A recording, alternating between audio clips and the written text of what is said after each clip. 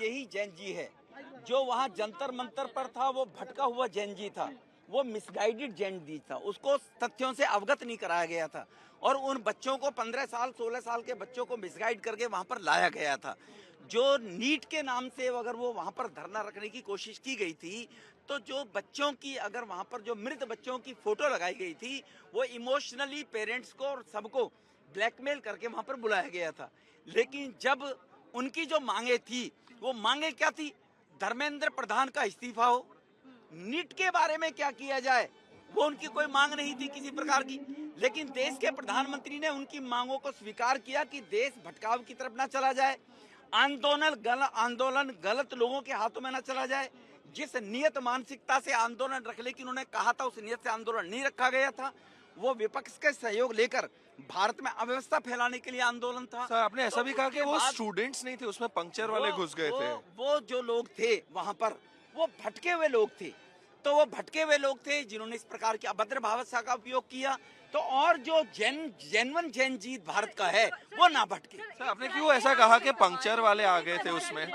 वो सभी सीलमपुर, जाफराबाद, सहारनपुर, उत्तर प्रदेश से लाए हुए ऐसे लोग थे जिनको कहा गया था टोपी पहनकर भी नहीं आएंगे, कलावा बांध कर आएंगे। और वहां पर वो छात्र तो केवल 15-20% थे, वो मैं पहले दिन से कह रहा था। तो मतलब जेन्युइन स्टूडेंट्स नहीं थे? जेन्युइन स्टूडेंट थे, कम थे, जेन्युइन स्टूडेंट थे। उन्होंने उसका अपोज भी किया और कैमरे पर बोल कर गए थे, हम नीट के लिए आए हैं, यहाँ पर हिंदुओं को गाली क्यों दी जा रही है। आखिरी सवाल, जंतर मंतर पे जितनी भी भीड़ थी वो थे तो उस देश के ही। अब सवाल ये है कि अगर वहाँ पे इस तरह की जो भाषाओं का इस्तेमाल किया गया, तो उनको भी मार्गदर्शन दिखाना तो शायद आप ही लोगों का काम है। प्रधानमंत्री ने तो उसका, प्रधानमंत्री जी ने कह दिया ना कि वो भटके हुए बच्चे थे, उनको मेन स्ट्रीम लाइन में लाना हमारा कर्तव्य भारत के लोगों का बनता है। और अब जो भटक जाए उसको सुधरने का मौका दिया जाना चाहिए। और कई बच्चों ने प्रधानमंत्री जी के इस उद्बोधन के बाद स्वयं लोग कैमरे पर आए हैं, फेसबुक पर आए हैं। बच्चियां 15 साल की एक आई है, मैंने सोशल मीडिया पे देखा है कि मुझे मिसगाइड किया गया, मैं भटक गई, मैं जो उसमें क्या क्या बोल गई थी, जो उसको भी कैश करने की कोशिश की। नेता प्रतिपक्ष दिल्ली ने उसका ट्वीट किया कि वो दबाव में बच्ची कह रही है, जबकि वो बच्ची कह रही है मैं अपनी नजर भी नहीं उठा पा रही हूँ सामने, और मैं शर्मिंदा होकर वो शब्द बोल गई। तो वो इस देश को मुगलों के टाइम भी भटकाने वाले लोग थे और भटकने वाले लोग इस देश में थे। अंग्रेजों के टाइम में भी लोग भटकने वाले थे और भटकाने वाले देश के ही नागरिक थे। तो इसीलिए आज देश के प्रधानमंत्री विश्व के सबसे लोकप्रिय नेता हैं, लेकिन फिर भी 78% लोकप्रियता है ना। 22% लोग तो आज भी मोदी जी को गाली देते हैं। भगवान श्री राम के बारे में भी लोगों ने टिप्पणी की थी। तो सर, आज के आपके प्रोग्राम के बाद उनको मार्गदर्शन मिल गया? हमारा प्रोग्राम यही है कि जो जैन जी भटका हुआ, किसी को मिसगाइड करने का प्रयास किया जा रहा था, उनको सही तथ्यों से अवगत कराया जाए। और जो नीट को लेकर, एग्जाम को लेकर वो वहां पर धरना था, क्योंकि इस देश में जब जब जो बदलाव हुए वो छात्रों के माध्यम से हुए हैं, छात्रों के आंदोलन से हुए। जेपी आंदोलन हुआ हो, चाहे वो इससे पहले मंडल कमीशन का आंदोलन रहा हो, जितने भी आंदोलन हुए थे वो छात्रों के द्वारा हुए थे। अंग्रेजों भारत छोड़ो आंदोलन भी छात्रों के माध्यम से ही हुआ था। जो छात्र थे, बैरिस्टर्स थे, पढ़े लिखे लोग थे। तो उन्होंने इसको टूल बनाने की कोशिश की विपक्ष के लोगों ने, भारत विरोधी ताकतों ने। अब देखो ना, कतर से लंच आ रहा है, दुबई से लंच आ रहा है, कहाँ से, बांग्लादेश से लोगों के डिब्बे आ रहे हैं। ये तो आप मीडिया ने स्वयं देखा वहां पर। तो इसीलिए वो आंदोलन गलत हाथों में चला गया। इसीलिए वो प्रधानमंत्री जी ने कहा, क्योंकि रिजाइन करना कोई किसी चीज का हल नहीं है। लेकिन प्रधानमंत्री जी ने बड़ा मन करते हुए, धर्मेंद्र प्रधान जी ने नैतिकता का स्वभाव देते हुए, और उन्होंने रिजाइन कर दिया कि क्योंकि गलत लोग इसका दुरुपयोग कर रहे हैं, आंदोलन जो चाहिए वो नहीं चाहिए। वरना नीट का एग्जाम होने के बाद तुरंत एकदम उसके डायरेक्टर को हटा देना, तुरंत सीबीआई की जांच कर लेना। 13 लोगों को गिरफ्तार करा दिया गया।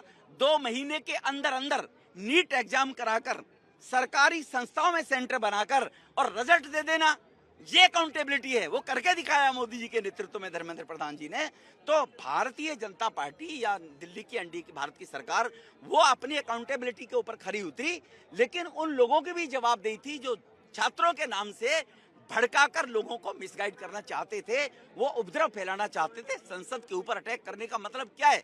संसद सर्वोच्च संस्था है भारत की, लोकतंत्र पर हत्या है। लोकतंत्र की हत्या के बारे में जैसे 1960 के दशक में गो हत्या पर प्रतिबंध के लिए साधु संत आए थे, वो संसद में घुस रहे थे, उनके ऊपर गोलियां चलाकर हजारों लोगों को मौत के घाट उतार दिया। यहाँ तो हमारी पुलिस ने अपने ऊपर डंडे खाए, अपने ऊपर प्रताड़ना झेली। धन्यवाद दूंगा मैं हमारी सेना को, हमारे जवानों को, कि उन्होंने फिर भी कोई ऐसी स्थिति पैदा नहीं होने दी। अरे सर रुक जाओ ना।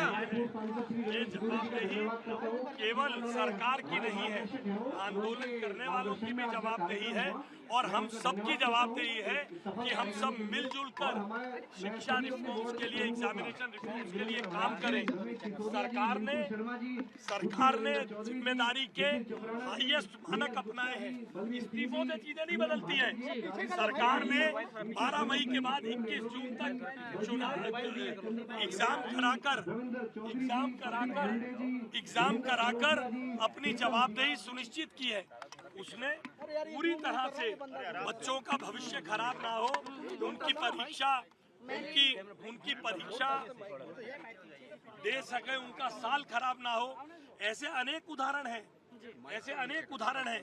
तो नरेंद्र मोदी जी के नेतृत्व में ये सरकार अपनी जवाबदेही पर खरी उतर रही है और हम सब, हमारे आज यहाँ का मकसद, रमेश बिधूड़ी जी ने जो ये युवा साथी इकट्ठे किए हैं कि हम सब युवा मिलकर, हम सबकी जिम्मेदारी भी है इस देश के प्रति, हम सबका मिलजुल कर काम करने की भी जवाबदेही है। वो तो प्रधानमंत्री जी ने जवाबदेही, again the whole agitation was for accountability.